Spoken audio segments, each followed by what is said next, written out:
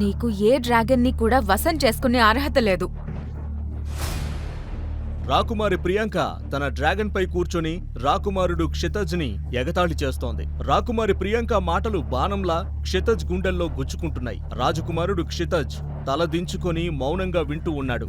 అప్పుడే అతని పెద్దక్క అమృత అక్కడికొచ్చింది. నువ్వు ఎవరితో మాట్లాడుతున్నావో తెలుసా?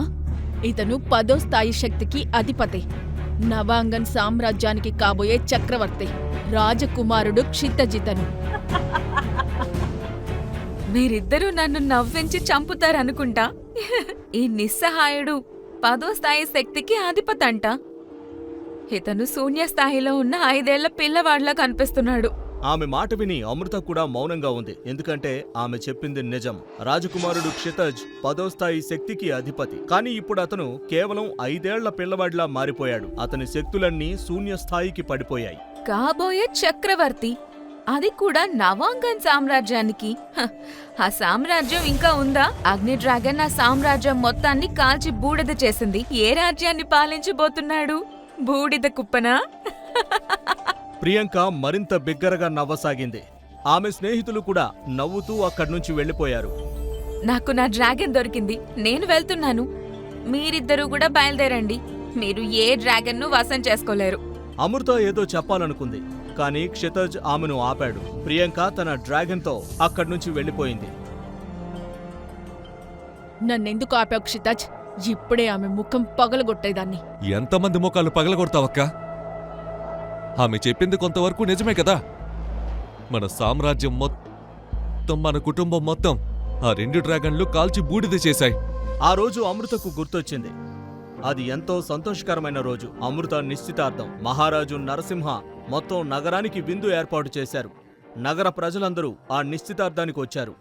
నగరం మొత్తం పూలతో అలంకరించబడి ఉంది. అమృతతో పాటు క్షితజ్కు మరో 4 చెల్లెళ్లున్నారు. అందరూ సంతోషంగా ఉన్నారు. అప్పుడే ఎక్కడ్నుంచో ఒక అగ్నిగోళం వచ్చి మధ్యలో పడింది. పెద్ద పేలుడు జరిగింది. అగ్ని డ్రాగన్ దాడి చేస్తుంది. ఒక సైనికుడు అరుస్తూ ప్యాలెస్ లోకి వెళ్లాడు. అప్పుడే ప్యాలెస్ వెనుక నుంచి 2 భారీ డ్రాగన్లు వస్తూ కనిపించాయి. వాటి శరీరం అగ్నితో తయారైనట్లుంది. అందరి చూపులు ఆ 2 డ్రాగన్లపై పడ్డాయి. అప్పుడే ఆ 2 డ్రాగన్లు ఒకేసారి అరిచాయి. వాటి నోటి నుండి అగ్నిగోళాలు బయలుదేరాయి. మహారాజు నరవీర్ సింగ్ తన కత్తి తీసుకుని కొంతమంది సైనికులతో పోరాటానికి బయలుదేరాడు. అప్పుడు క్షితజ్ కూడా తన బల్లెం తీసుకుని వారితో పాటు వెళ్లాడు. నువ్వు నీ చెల్లెళ్లను తీసుకుని సురక్షిత ప్రాంతానికి వెళ్ళిపో. లేదు నాన్నగారు, యుద్ధభూమిని వదిలి పారిపోవడం క్షత్రియ ధర్మం కాదు. క్షితజ్, ఈ అగ్ని డ్రాగన్లు చాలా బలమైనవి. మనం వాటిని ఎదుర్కోలేం. నేను 10వ స్థాయి యోధుడిని నాన్నగారు. ఈ డ్రాగన్ శక్తి 30వ స్థానం అంత ఉంది. నువ్వు ఇక్కడి నుంచి వెళ్ళి నీకు నువ్వు వీరికంటే మరింత బలవంతుడిగా మారు. అప్పుడే ఒక డ్రాగన్ వారి వైపు వచ్చి గర్జించింది. దాని నోటి నుంచి వచ్చిన అగ్నిగోళం వారి వైపు దూసుకొచ్చింది. మహారాజు వెంటనే క్షితజ్ను దూరంగా తోసేశాడు. క్షితజ్ దూరంగా వెళ్లి పడ్డాడు. అప్పుడే ఆ అగ్నిగోళం మహారాజుపై పడింది. తర్వాత కొన్ని క్షణాల్లో మహారాజు మరియు అతని సైనికులు ఆ అగ్నిలో కాలి బూడిదయ్యారు. అక్కడే ఉన్న క్షితజ్ స్పృహ తప్పిపోయాడు. లేదు!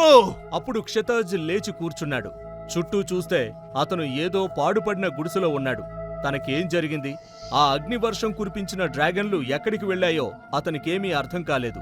అప్పుడే అతని సోదరి అమృత లోపలికొచ్చింది. ఆ విరిగిన మంచం మీద కూర్చున్న తన సోదరుడిని చూసి ముందుకొచ్చి కౌగిలించుకుంది. చివరికి నీకు స్పృహ వచ్చింది. నేను స్పృహ తప్పానా? అవును.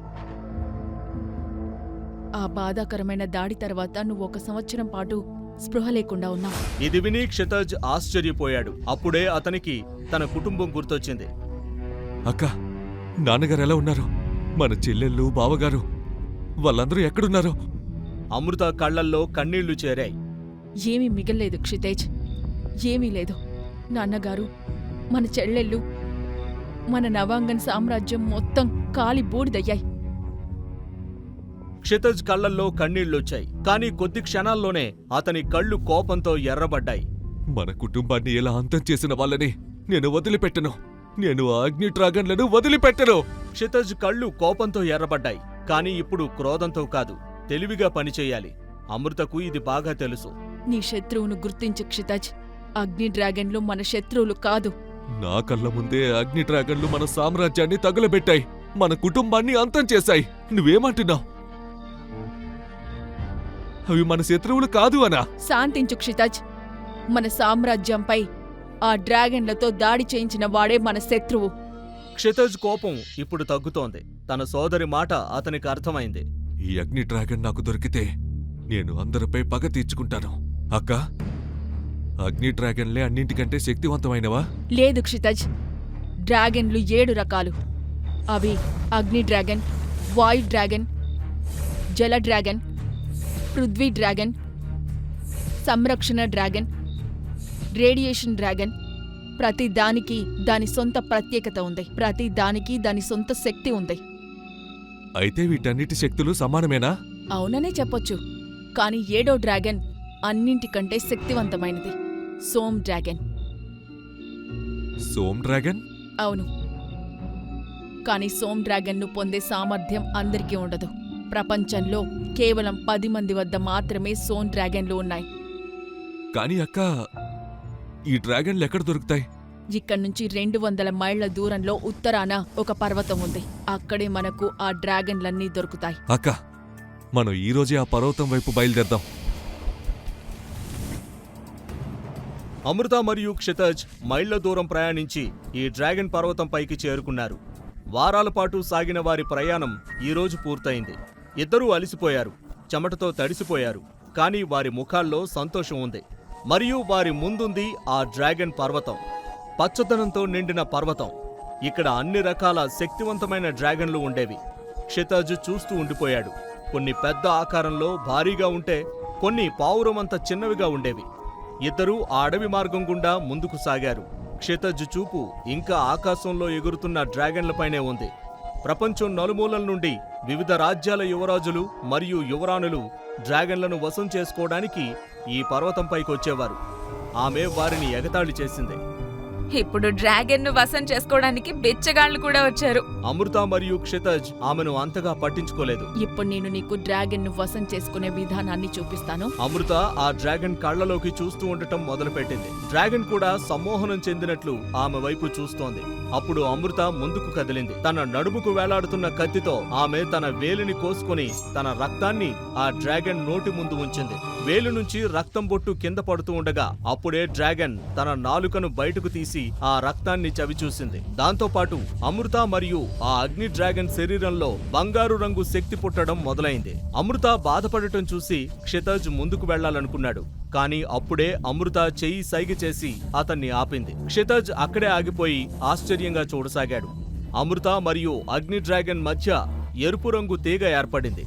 అమృత మరియు అగ్ని డ్రాగన్ వారి శక్తులను మార్చుకున్నాయి. డ్రాగన్ శక్తిని అమృత తనలో నింపుకోవడానికి ప్రయత్నిస్తోంది. ఆమె కళ్ళు ఎర్రబడ్డాయి. శరీరం నొప్పితో వణుకుతోంది. మరికొద్దిసేపట్లో వారి ఆత్మలు సంధానమయ్యాయి. అమృత ఇప్పుడు నార్మల్గా కనిపిస్తోంది. ఆమె చివరికి అగ్ని డ్రాగన్ను వశం చేసుకుంది. ఆమె నవ్వుతూ క్షితజ్ వైపు చూసింది. ఆపై ప్రియాంక వైపు చూసింది. ప్రియాంక సైలెంట్గా ఉంది. శుభాకాంక్షలక్క, నువ్వు అగ్ని డ్రాగన్ ని వశం చేసుకున్నావు. సరే తమ్ముడు, ఇప్పుడు నీ వంతు. క్షితజ్ చుట్టూ చూశాడు. చాలా చిన్న మరియు పెద్ద డ్రాగన్ల మధ్య వారిద్దరూ నిలబడున్నారు. అతను ఒక డ్రాగన్ వైపు అడుగు వేశాడు. రెక్కలు విదిలించుకుంటూ అక్కడి నుంచి ఎగిరిపోయింది. ఇది ఎగిరిపోయింది. ప్రియాంక తన డ్రాగన్ పై కూర్చొని క్షితజ్ ని చూస్తోంది. డ్రాగన్ ఎగిరిపోగానే ఆమె నవ్వింది. క్షితజ్, నువ్వు ఆమెను పట్టించుకోకు. నీ ప్రయత్నాన్ని కొనసాగించు. నీ సామర్థ్యం ప్రకారం నీకు నీ డ్రాగన్ తప్పకుండా దొరుకుతుంది. నీకు ఏ డ్రాగన్ ను వశం చేసుకునే అర్హత లేదు. క్షితజ్ మరోవైపు చూశాడు. అక్కడ ఆకుపచ్చ రంగు డ్రాగన్ ఉంది. అతను దానివైపు అడుగు వేశాడు. కాని ఆ డ్రాగన్ కూడా క్షితజ్ను చూడగానే అక్కడ్నుంచి ఎగిరిపోయింది. రాకుమారి ప్రియాంక నవ్వుతూ అక్కడ్నుంచి వెళ్ళిపోయింది. ఎందుకో తెలీదు, క్షితజ్ ఏ డ్రాగన్ వైపు వెళ్ళినా ఆ డ్రాగన్లు పారిపోతున్నాయి. అలా చేస్తూ చేస్తూ రోజంతా గడిచిపోయింది. ఈ ప్రయత్నంలో క్షితజ్ కాలి బొటనవేలికి గాయమయ్యి రక్తం కారుతోంది. కానీ అతను దాన్ని పట్టించుకోలేదు. చివరకు విసిగిపోయి నిరాశ చెంది అక్కడే పక్కనున్న రాయిపై కూర్చొని క్షితజ్ ఇలా అన్నాడు. నా శక్తులు అంతమైపోయాయి. ఏ డ్రాగన్ ను వశం చేసుకునే అదృష్టం నాకు లేదనుకుంటా. నీ ప్రయత్నాన్ని కొనసాగించు. నేను రాత్రి ఉండడానికి ఒక గుడిసెని ఏర్పాటు చేస్తాను. అమృత అక్కడ్నుంచి వెళ్ళిపోయింది. క్షితజ్ రాయిపై కూర్చుని చుట్టూ ఉన్న ప్రదేశాన్ని చూడసాగాడు. అప్పుడే అకస్మాత్తుగా కోడిపిల్లలాంటి తెల్లటి రంగులో ఉన్న ఒక డ్రాగన్ పిల్ల అతని కాళ్ల దగ్గర తిరగసాగింది. నువ్వు ఇంకా పిల్లవి. వెళ్ళు, నీ జీవితాన్ని ఆనందించు. ఆ బేబీ డ్రాగన్ నెమ్మదిగా అతని వైపు అడుగులు వేస్తోంది. క్షితజ్ దాన్ని పట్టుకోవడానికి ప్రయత్నించినప్పుడు అది రాయి వెనకకు వెళ్లి దాక్కుంది. చూడు, ఈ పిల్ల కూడా పారిపోయింది. క్షితజ్ లేచి తన స్థానంలో సరిగ్గా కూర్చున్నాడు. అప్పుడది మళ్లీ అతని కాళ్ల దగ్గరకు ఆడుకోవడానికి వచ్చింది. అలసిపోయిన క్షితజ్ ఆ రాయిపైనే పడుకున్నాడు. అతనికి నిద్ర పట్టింది. ఆ బేబీ డ్రాగన్ క్షితజ్ కాళ్ల వద్ద ఆడుకుంటూ కారుతున్న రక్తాన్ని తన చిన్న నాలుకతో నాకడం మొదలుపెట్టింది. నిద్రలో ఉన్న క్షితజ్కి తనలో ఒక వింత శక్తి వచ్చిందని అనిపించింది. అతని శరీరం తేలిగ్గా అనిపించడం మొదలైంది. అతనిలో శక్తి ప్రసరించడం మొదలైంది. అప్పుడే అమృత అక్కడికి వచ్చింది. ఆమె ఆ బేబీ డ్రాగన్ క్షితజ్ కాలి దగ్గర అతని రక్తాన్ని నాకడం చూసింది. క్షితజ్ ఉలిక్కిపడి లేచాడు. ఏమైందక్కా? ఈ బేబీ డ్రాగన్ నీ రక్తం తాగిందా? క్షితజ్ తన కాలి వేలివైపు చూశాడు. అతని గాయం పూర్తిగా మానిపోయింది. అవునక్క, కాని ఏమైంది? ఇది సాధారణ డ్రాగన్ కాదు. ఇది డ్రాగన్ జాతుల్లోకెల్లా అత్యున్నత జాతికి చెందిన సర్వశక్తివంతమైన సోమ్ డ్రాగన్. ఆ మాట వినగానే క్షితజ్ కాళ్ల కింద భూమి కంపించింది. అతను కేవలం ఒక నార్మల్ డ్రాగన్ ను వశం చేసుకోవడానికి వచ్చాడు. కానీ అతని ముందిప్పుడు సోమ్ డ్రాగన్ ఉంది. ఇప్పుడేం జరుగుతుంది?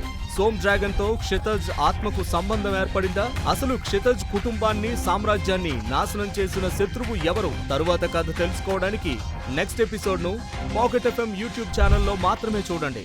మరియు బ్రహ్మాండ్ కా రక్షక్ అన్ని ఎపిసోడ్లు వినడానికి డిస్క్రిప్షన్లో ఇచ్చిన లింక్ పై క్లిక్ చేసి పాకెట్ ఎఫ్ఎం యాప్ను డౌన్లోడ్ చేసుకోండి.